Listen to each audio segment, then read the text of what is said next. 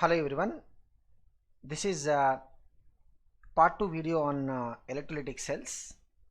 In this video we'll talk about the idea of conductivity with regard to the electrolytic cells, because in the first part we mainly talked about what is the qualitative and quantitative analysis of electrolysis, where qualitatively we have seen what will be the products that will come from the electrolysis, what will be the product that will be formed at the cathode, what will be the product formed at the anode, and quantitatively how much product is going to be produced we will estimate based upon the Faraday's laws of electrolysis. Now here in this video we are going to be learning about the ideas of conductivity, the way we will visualize a metallic conductor where we will see the flow of electrons to be the reason for the conduction, how we will visualize the conduction in case of electrolytic cells, and how do we measure these parameters and things like that. We'll first begin with something that we are already familiar about, like the metallic conductors. Now electrical conductance through the metals, which we basically call it as metallic or electronic conductance, because it is because of the electrons, free electrons or mobile electrons is the reason for the electrical conductance in metals, and the movement of these electrons is the reason for the conductance in case of metals. Like if you have metal, this is something that you will be learning in your current electricity chapter also. In +2 physics we have the current electricity chapter.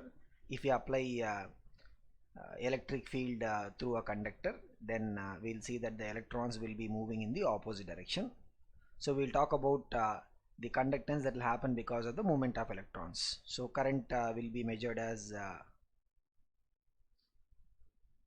charge that is flowing divided by the time taken, and current will be related to the potential as V is equal to I into R. So potential difference that we apply between the two ends, let us say the potential difference is V, and the current coming as a result of this is I, then we'll have resistance defined as V is equal to I into R. So from here we'll measure the resistance.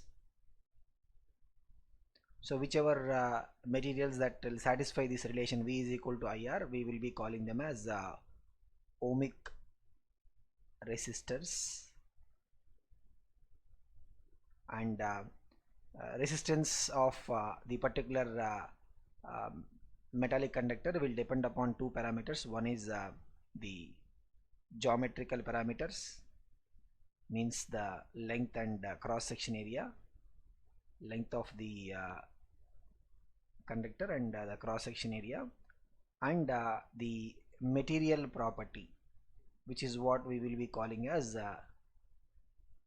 resistivity, or also known as specific resistance. So these are the parameters on which the resistance will depend upon. So if you look at the important parameters that we will be studying in case of metallic conductors, we'll talk about resistance. Resistance R will be equal to rho into L by A. So rho is resistivity, L is the length of the conductor, and A is the cross section area. So if you look at the SI units of this, the SI unit of resistance is ohm, which we will indicate with a symbol like this. This is symbol for ohm, will be equal to rho into length is meter, area is meter square. So the SI unit of rho will be ohm into meter. So SI unit of resistivity is also known as what? Specific resistance. Now the inverse of resistance is called as conductance, which we indicate with a symbol capital C. So the unit of this will be inverse of ohms, which is ohm inverse. We can also write it as mho, MHO, or Siemens symbol is capital S. So the SI unit of conductance, we can either express it as ohm inverse or mho or Siemens. All these things you will be anyway learning in current electricity chapter of physics also. It is going to be more like an repetition. So if you have already learnt it there, you're probably seeing it again here. If not, if you're learning it here means over there it will be kind of a revision. And the reciprocal of resistivity is called as conductivity, so which is represented by the symbol curved K, which we will be pronouncing it as kappa. So reciprocal of resistivity 1 by rho will be equal to kappa. So kappa is called as conductivity or specific conductance. So the unit of conductivity is going to be inverse of this, means it will be ohm inverse meter inverse. Otherwise ohm inverse is what we can either write it as mho or Siemens meter inverse. This is the SI unit of conductivity or specific conductance. So these are some of the parameters that we will be studying in case of the metallic conductor. So this resistivity or conductivity is basically a property of the material, and length and area are basically the geometrical properties. So the overall resistance of a metallic conductor will depend upon the material properties and the geometrical properties. So if you want to just look at the material properties, then the better thing to study will be the conductivity or resistivity. So conductivity or resistivity, of course, I mean both are reciprocal to each other. They will tell what is the nature of a material in terms of its ability to allow the flow of electrons through it in case of the metallic conductors. So if you look at the metallic conductors, the electronic conductivity in case of the metallic conductors, it depends upon the nature and structure of the metal. So the nature of the metal and the structure of the metal, and it depends upon the number of valence electrons per atom. So this will be telling us what we call as the number density of electrons, and it also depends upon the temperature. So usually what we see in the case of metallic conductors is, if we increase the temperature means the conductivity kappa value will be decreasing. So you will be learning why these factors will affect and how these factors will be able to affect the electronic conductivity in current electricity chapter. So there what we usually see is that if the temperature is increased, the randomness of electrons, the random movement of electrons will be increasing. As a result of it, there will be more collisions. The number of collisions will be increasing. In other words, the relaxation time, that is what we will be calling as relaxation time, the time between two successive collisions will actually decrease, and as the relaxation time decreases, the conductivity kappa value will also be decreasing, because conductivity will depend upon the relaxation time. So you will be learning about expressions also for this. So here from our point of view, it is sufficient if you know that for the metallic conductors the temperature relation will be what? Temperature. If the temperature is increasing means the conductivity will be decreasing, and conductivity will depend upon the number of valence electrons per atom, which is what will be defining number density of electrons, since electrons are the charge carriers here. And of course it depends upon the nature and structure of the metal. So these are the parameters on which the electronic conductivity will be depending upon. Now when it comes to the conduction in case of electrolytic cells, so here we can see a typical setup of electrolytic cell where we have an electrolyte and two electrodes, the platinum electrodes with specific area of cross section and the separation between them. Let us say the distance between the two electrodes is L and the area of cross section is A. So if you see the entire volume of this electrolyte, which is exactly between these two electrodes, we can see it like equivalent of a metallic conductor. This is not a metallic conductor, but we can see it like an equivalent of a metallic conductor. The difference is, in case of a metallic conductor, the conduction is happening because of electrons. Here the conduction is going to happen because of ions. It will happen because of cations as well as anions. So what happens? The cations will move towards the cathode. Cathode will be negative charged, and the anions will move towards the anode. Anode will be positive charge. I think we already discussed about this. For the electrolytic cells, cathode will be negative. Cations will move towards the cathode. Cations are positive, so they will go towards the negative electrode. And anions which are negative, they will go towards the anode. Means negative will go to positive, so anode will be positive. For the electrochemical cell, which we have discussed in the beginning of this chapter, you can probably go and take a look at it. For the electrochemical cell, the nature of the signs will be exactly different. So for the electrochemical cells, cathode is going to be positive, anode is going to be negative. Okay, so maybe you can probably go back and revise that electrochemical cell part also to see how that is happening. But here, this is what is the setup we have for an electrolytic cell. Now let us talk about how the conduction happens here. So we'll see that the cations all will move towards the cathode, so they will contribute for the current. Anions all will move towards the anode, they will also contribute for the current. So the conduction in case of electrolytic cells is because of the conduction of cations plus the conduction of anions. It is not just because of one type of charge carrier, it is because of both the types of charge carriers. And like the way we were discussing about the parameters of metallic conductor, here also we can talk about the parameters. So what will be the parameter? If we have anywhere the current is flowing, of course we are also applying a potential difference here, because two electrodes will apply a potential difference. Here we will talk about the resistance. So resistance in this case, if you just think of it like equivalent of this, you can think of it like the equivalent of a metallic rod. So our resistance will be equal to what? Rho into L by A. Here this L and A will be depending upon the properties of the cell, because for a given cell, I mean, we can keep on changing the electrolyte. We can change the electrolyte into, say for example, we may have KCl, then we may have NaCl, then we may have AgNO3. I mean, we can keep on changing the electrolyte, but the L value and A value will not be changing unless we really change the distance between them, or we change the area of cross section. That is not going to happen. So for a given cell, this value is going to be a constant, and here rho will be the parameter that will change depending upon the electrolyte.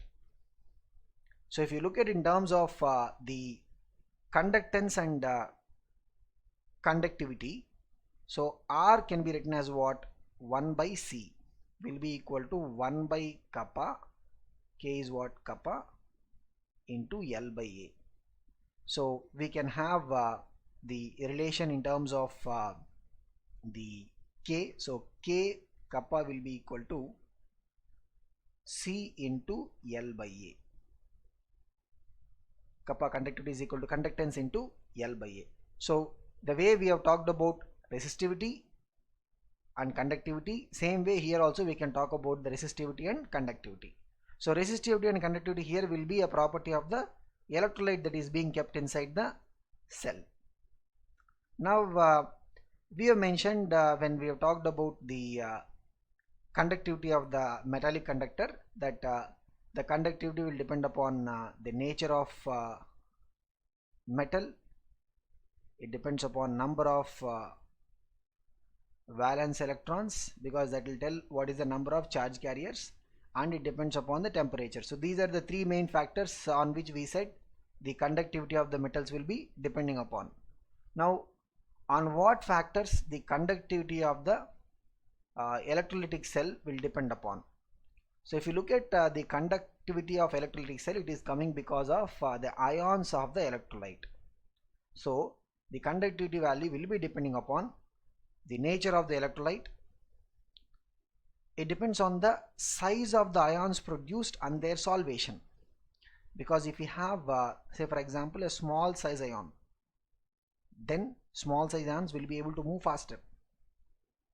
But even if the ion is small, if the solvation is more, I hope you guys can remember, we talked about it in the +1. Lithium ions are highly hydrated. So what do you mean by hydrated? They will be able to form many layers of water molecules around it. As a result of it, the overall size of the lithium ions will be more if we cover these water molecules layer also.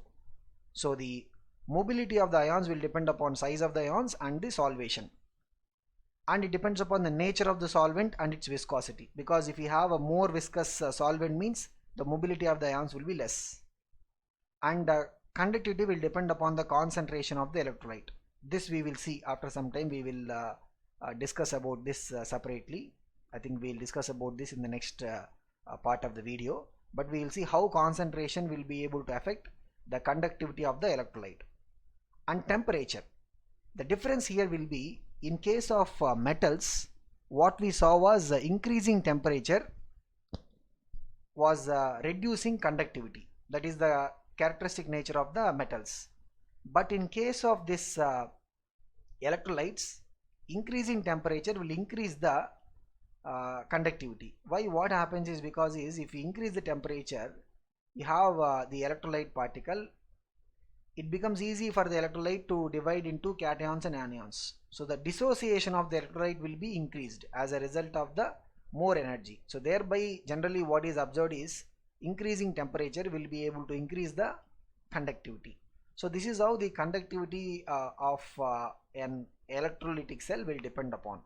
So mainly it is about entirely on the properties of the electrolyte, both in terms of the solute as well as the solvent.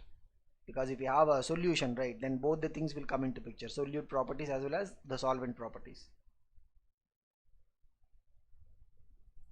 Now we will see how we are going to measure the parameters of the conduction or conductivity in case of electrolytic cell. Means we have to talk about conductivity, we are talk about conductance, and we are talk about the resistance, or how we are going to measure all these parameters. So at the outset, the resistance of the electrolytic cell, just like the way we measure resistance of an unknown resistor. So if we have an unknown resistor, then we have a setup called as Wheatstone bridge setup. So what is this Wheatstone bridge? It is a setup that is used to measure the value of unknown resistance. So if you look at the setup of the Wheatstone bridge, the name has come because of the structure it is having. It's a combination of 4 resistors, as we can see here: R1, R2, R3, R4. These 4 resistors are kept along the 4 sides of the quadrilateral. We'll have 2 diagonals. Across one diagonal, we will be keeping usually a detector. So what is a detector? It will detect whether there is an existence of current or not. So if we have a current, then it will start indicating. If there is no current, means the indicator value will be 0. So usually the detector will be made up of an galvanometer. So if you have a galvanometer, that will be able to detect whether there is an current or not. And across the other diagonal, we can see that we will be connecting a voltage source. Now if the balancing condition of the Wheatstone bridge, so we're talking about the condition of balancing. The balancing condition of Wheatstone bridge is met, then we will not see any current. So current through this connecting branch, the branch where the detector is there, current through that will be 0. And for that balancing condition to be met, these 4 resistors will be in a particular order. That is, the value of R1 by R2 will be equal to R3 by R4. Means from here, if the balancing is met means we will be able to see that exactly through the galvanometer there is no current. If there is no current means this condition is met. So if this condition is met, since R1, R3, R4 all of them are something that we have kept in the circuit, we will be able to find out what is the value of this missing one, which is the R2. So using the balancing condition of the Wheatstone bridge, just like the way we find the resistance of the unknown resistor, we can find the resistance of the electrolytic cell also. So this is the approach that is used to find the resistance value of the electrolytic cell. And once resistance is obtained, we know that just like in the case of the metallic conductors, here also we can have what R is equal to rho into L by A. The difference here is that the L is not the length of the conductor and A is not the area of cross section. So here we have a different notation. L is what? L is the distance between the two electrodes, and A is the area of cross section of the electrodes. That is the difference. So we can see in place of rho what we can write 1 by kappa, because kappa is what? Conductivity. Rho is equal to 1 by kappa. So R is equal to L by kappa into A. Now here this L by A, right, it is a property of the cell. It will not change depending upon the electrolyte. It is a property of the cell which we call as cell constant, and the symbol that we used is G star. So the symbol for the cell constant will be G star, and cell constant will have the dimensions of 1 by length. Why? Because if you can look at it, what is G star? G star cell constant will be L by A. So length divided by length square, we're talking in terms of dimensions, so it will have dimensions of 1 by length, and it is purely a parameter which depend upon the cell, and we can calculate this value if you know L and A. So talking about the electrolytic cells, once we obtain the resistance value, we can get the value of conductivity kappa. How? Because if you look at this relation, what we have is R is equal to 1 by kappa into G star. R is already obtained, G star is anyway a property of the cell, so we can find that kappa will be equal to G star by R, otherwise it will be C into G star. Why? Because 1 by R is nothing but conductance C. So this is how we will be able to find the value of conductivity kappa. And here one thing that we need to understand is conductance is unit is Siemens, resistance inverse, and G star, since we talk about the electrolytic cells which are usually small in size, the length and area of cross section are normally taken not in the SI unit, but they are taken in terms of the CGS system of units, which are the normally smaller values of distance as well as the area. So what we see is that G star will be having a unit of 1 by centimeter or centimeter inverse, because most of the electrolytic cells are small ones. They will not be having the length measured in terms of the meters. So for the electrolytic cells, when we are finding the conductivity kappa, right, so usually the SI unit of kappa will be what? Siemens into meter inverse. But for the electrolytic cells, we would be using the unit of Siemens into centimeter inverse. The dimensions of length are generally taken in centimeters. So this is something that we need to keep in mind. So whenever we talk about the electrolytic cells, the dimensions of the length are generally taken in terms of the centimeters. But we know that the SI unit of conductivity kappa is what? Siemens into meter inverse. This centimeter dimensions of length are used only for the electrolytic cells. So this is how we will be able to find the conductivity. So we will measure the resistance using the balancing condition of the Wheatstone bridge. Once we get the resistance value, since we already know the cell constant, we can find what is the conductivity of the particular electrolyte.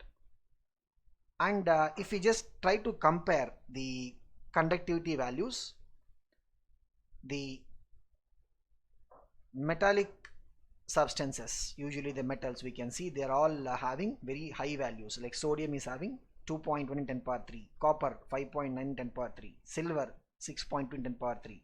So silver and copper, they are very good conductors. Higher the value of conductivity, that particular substance is a better conductor. Gold 4.5 in 10 power 3, iron 1 into 10 power 3, graphite. When it comes to insulators, we can see they'll be very low, 1 in 10 power minus 16 glass, and Teflon 1 in 10 power minus 8. All of them are having the SI unit, which is Siemens meter inverse. On the other hand, if you look at the semiconductor values, they will be in between. So we are still discussing about the metallic type of conductors. We have conductors, which are typically the metals, insulators, the other extreme non-metals. In between them, we'll have semiconductors like silicon, germanium. We can see the values of conductivity will be in between that of the metallic conductors and then insulators. Now, if you look at the values of the aqueous solutions, which are basically the electrolytes, electrolyte values are neither too high nor too low. So they are actually in between that of the conductors and then semiconductors. We can see the values like, the KCl, NaCl 0.14, 0.12, 0.047, etc. And we will see that these values, while we are mentioning in terms of the SI unit, but while doing problems in the electrolytic cells, we usually consider the conductivity to be in terms of the unit Siemens centimeter inverse. Okay, and we can see the conversion also. What will be the conversion? If we have 1 Siemens meter inverse, which is nothing but Siemens per meter 100 centimeter, 100 Siemens centimeter inverse. This is the conversion. So we will be able to convert the value in terms of this particular conversion factor. So this is how we can look at the comparison of conductivities of the metallic conductors, insulators, semiconductors with that of the electrolytic conductors. Now, while we talked about conductivity, if you look at conductivity as such, right, say for example, we are just focusing on the volume of the electrolyte between the two electrodes. So this is the length of the electrode, this is the area of cross section. So we have the electrolyte particles in between. Now the conductivity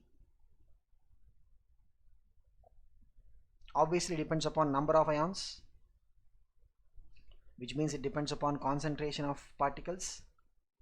So if you look at the conductivity as such, it will not be able to tell, for the same substance, if concentration is changed, means we'll see that the conductivity also will be changing. So if you want to compare one electrolyte to the other electrolyte, how good a conductor it is or how bad a conductor it is, the conductivity will not be a better parameter, because conductivity value will always be depending upon the concentration.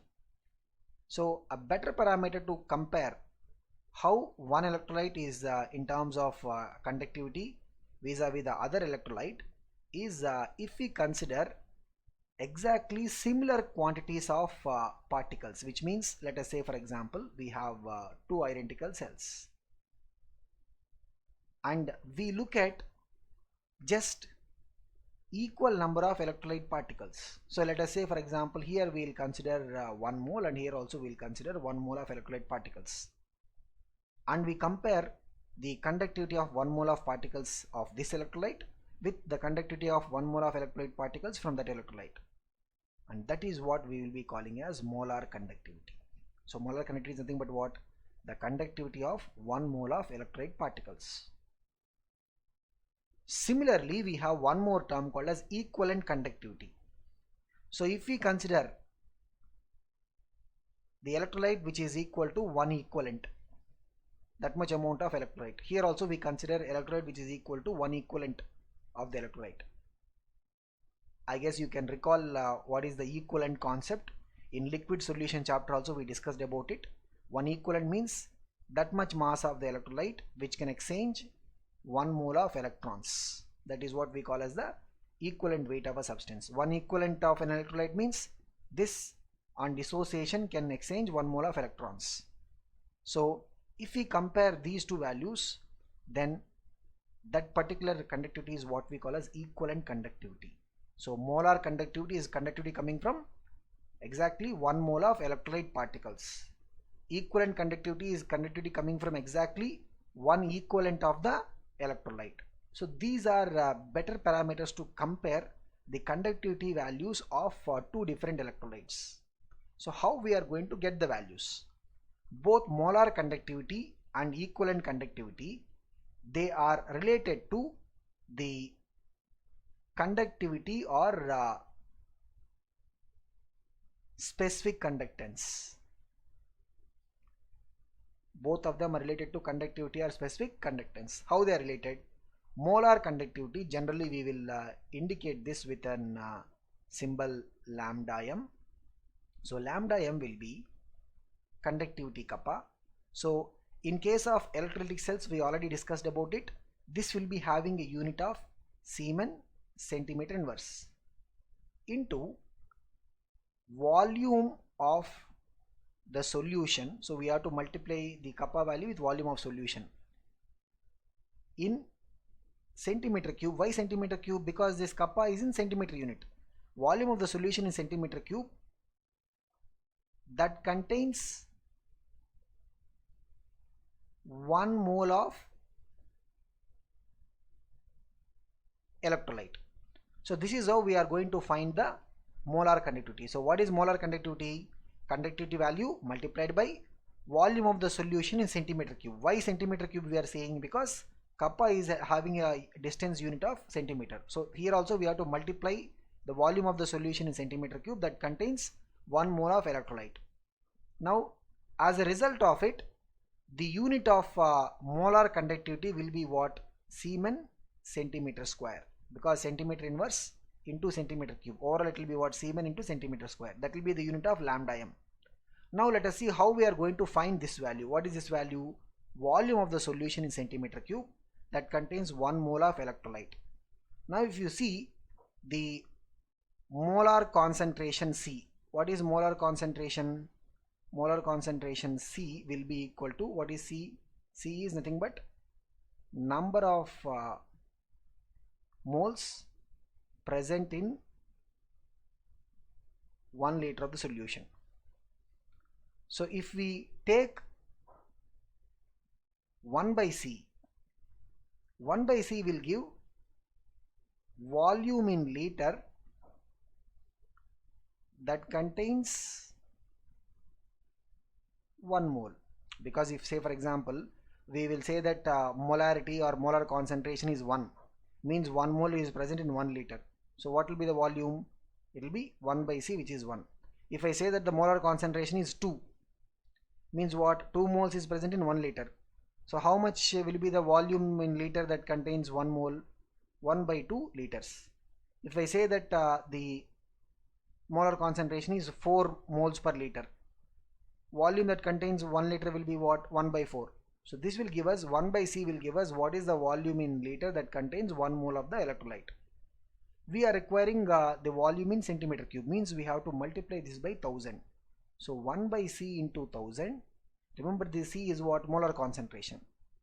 This will give us what is the volume of the solution in centimeter cube that contains 1 mole of electrolyte. So finally we have the formula. Molar conductivity lambda m will be equal to kappa K into 1000 by C. So here we have to remember one thing, the units part. Kappa will be in which unit? Siemens centimeter inverse.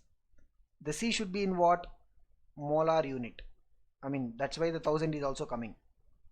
And lambda m, molar conductivity, should be in the units of Siemens into centimeter square. So this is the final formula. Lambda m, molar conductivity, will be equal to kappa into 1000 by C.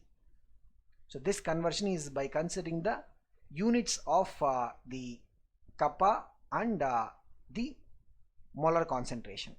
So while solving problems also, you have to keep an eye on the units. That is very important. Okay. Now let us go to the other part of it, which is the equivalent conductivity. here we are going to have almost analogous formula. Here we will represent this as a lambda equivalent. This will be equal to kappa into volume of the solution. Here also same, kappa will be in which unit? Siemens centimeter inverse. So we will multiply volume of solution in centimeter cube, that contains 1 equivalent of electrolyte. Now if you do 1 by normality, that will give volume of the solution in liter, that contains 1 equivalent. So we will be requiring the volume in centimeter cube, means we have to again multiply this by 1000. So there what we had 1 by C into 1000, here what we are having 1 by N into 1000. So 1 by normality gives what? Volume in liters, that contains 1 equivalent of the electrolyte. We don't want volume in liter, we want volume in centimeter cube, means we have to multiply the liter volume by 1000. So this will give us what is the volume in centimeter cube. So finally we have the formula. It will be very much similar formula. Lambda equivalent will be equal to what? Kappa into 1000 by N. What is N? Normality. So here we must keep the units. It will be Siemens centimeter inverse. Lambda equivalent will be what? Siemens centimeter square. So this is the unit of the, and per equivalent, we can say per equivalent. In fact, in case of lambda molar, it will be per mole. So this is what is the formula for the equivalent conductivity. So we have seen the formula for the molar conductivity and formula for the equivalent conductivity.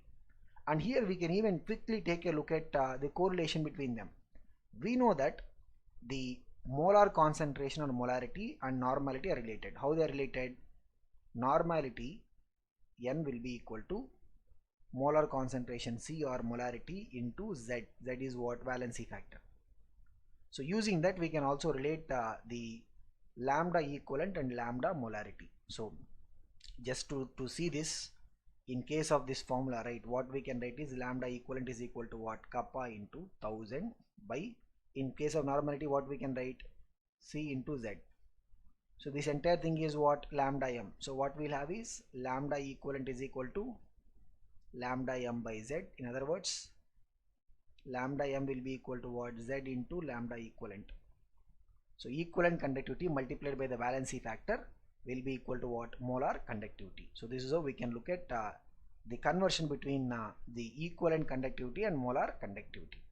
So this is about the idea of what is the molar conductivity and what is the equivalent conductivity. Now let us take a look at some questions based on this. We'll start with a very straightforward question. The resistance of conductivity cell containing 0.001 molar KCl solution at 298 Kelvin, because they always mention the temperature, is 1500 ohms. So what is given to us? Resistance is given to us. What is the cell constant if the conductivity of 0.01 molar KCl at 298 Kelvin is 0.146 into 10 power minus 3 Siemens centimeter inverse. So if you just take a look at it, what is the given information to us? The given information is that we have the resistance and we have the conductivity, kappa. We need to find what we need to find? We need to find the cell constant. So what is the formula where both of them will come? If you look at the formula for R is equal to what? Rho into G star. So 1 by kappa G star. We want G star, means what? G star will be R into kappa. So the cell constant is nothing but resistance into conductivity. So what we have is cell constant is equal to conductivity into resistance. What is the conductivity value? 0.146 into 10 power minus 3. We have to be careful about the units. What is the unit of conductivity here? Siemens centimeter inverse. And resistance, what is the unit? Ohms. So Siemens is nothing but ohm inverse or mho. So the overall unit, so here we'll have Siemens centimeter inverse into ohm. So these two will be cancelled. Overall unit will be what? Centimeter inverse. So 0.146 into 10 power minus 3 into 1500. So the value on multiplication will be 0.219 centimeter inverse. This is the value of cell constant. Remember what we discussed about cell constant? It will always have the units of 1 by length. It will be having the units of 1 by length. We can see it will be centimeter inverse. Next we'll take a look at another question where we will be finding the molar conductivity. The conductance of a salt solution AB measured by two parallel electrodes of 100 centimeter square, the area of cross section basically. So what is the area of cross section given to us? 100 centimeter square, and separated by how much? 10 centimeter. The L value is 10 centimeter. The conductance value of two parallel electrodes having an area 100 centimeter square separated by 10 centimeter was found to be 0.0001 ohm inverse. Means this is the conductance value. If the volume enclosed between the two electrodes contain 0.5 mole of salt, means in this particular volume how much amount of salt is there? 0.5 moles of salt is there. What is the molar conductivity? So molar conductivity, they are asking it in terms of the Siemens centimeter square per mole. Remember in the previous discussion also we said the common unit for the molar conductivity is what? Siemens centimeter square per mole, and common unit for the equivalent conductivity is what? Siemens centimeter square per equivalent. So here if you look at the given information, what is the given information to us? They have given the distance between the two electrodes 10 centimeter. They have given the area of cross section. So straight away we can find what is the cell constant. What is cell constant? G star will be L by A. So it will be in terms of the value will be in terms of centimeter inverse. So what is the G star value? 0.1 centimeter inverse. And once we have the cell constant, we already seen this. The conductivity K will be conductance into cell constant. So conductance is given to us 0.0001 into the cell constant is 0.1. So overall the conductivity value will be 10 power minus 5, because you know here we'll have 10 power minus 4 and another 0.1, it will be 10 power minus 5. What will be the unit? This is, we can say ohm inverse means what? Siemens centimeter inverse. This is the value of conductivity. Now once we get the conductivity, because remember where we are getting it from? We are getting it from the basic formula. R is equal to what? Rho into L by A. So in place of R, what we can write? 1 by C is equal to kappa into L by A is what? G star. So we look at the relation 1 by K. In place of rho, what we can write? 1 by K. So on cross multiplication, K will be equal to what? C into G star. Kappa will be C into G star. Okay. So now we got the kappa value, which is the conductivity. We need to find what is the molar conductivity. So what is the formula for the molar conductivity? Formula for the molar conductivity is lambda m is equal to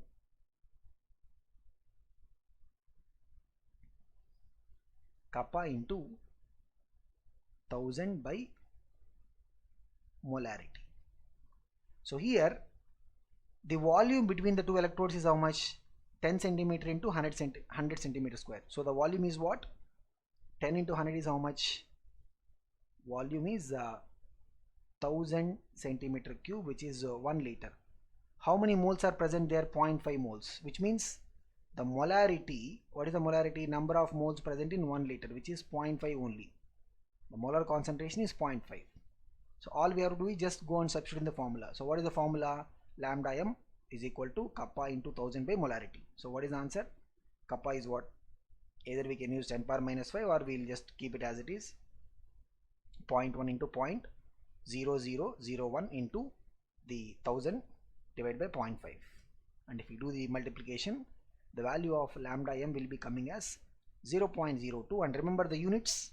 The unit will be what? Siemens centimeter square per mole. So the usual unit for the molar conductivity is what? Siemens centimeter square per mole, and equivalent conductivity will be Siemens centimeter square per equivalent. So the correct answer for this is option B.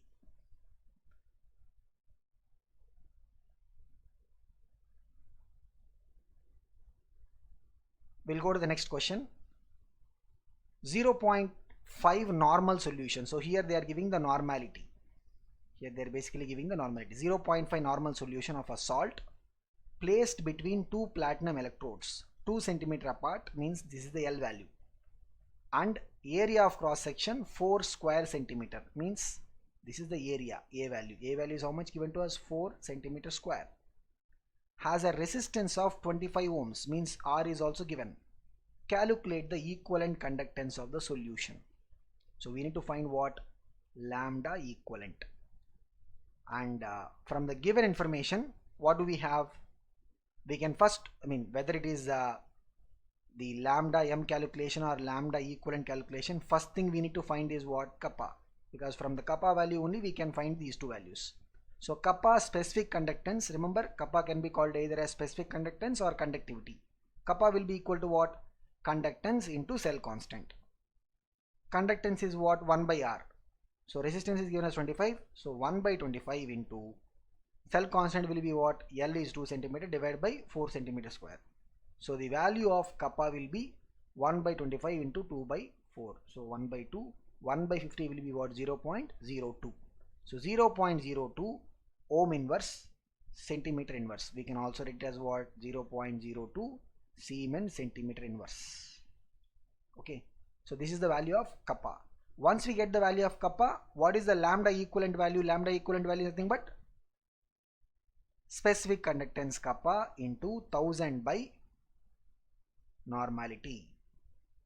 Concentration term here is using what? Normality. So the lambda equivalent will be what? Kappa specific conductance into 1000 by concentration term in terms of normality. So the specific conductance is 0.02 into 1000 divided by 0.5. So what we'll get, so we can see it, 0.02 into 1000 will be what? Numerator will get 20. So 20 by 0.5 will be 40. So the unit of equivalent conductivity will be what? It will be ohm inverse centimeter square per equivalent. Otherwise we can also call it as what? 40 Siemens centimeter square per equivalent. So that's the value of the lambda equivalent or equivalent conductance. So these are the kind of questions that we can expect on the molar conductivity and then equivalent conductivity. So we'll have pretty straightforward problems here. Two formulas are there, but the only thing is we have to be careful about the units, because if at all there is a place where we can go wrong, it is in terms of the units only. So this is about the conductivity in case of electrolytic cells.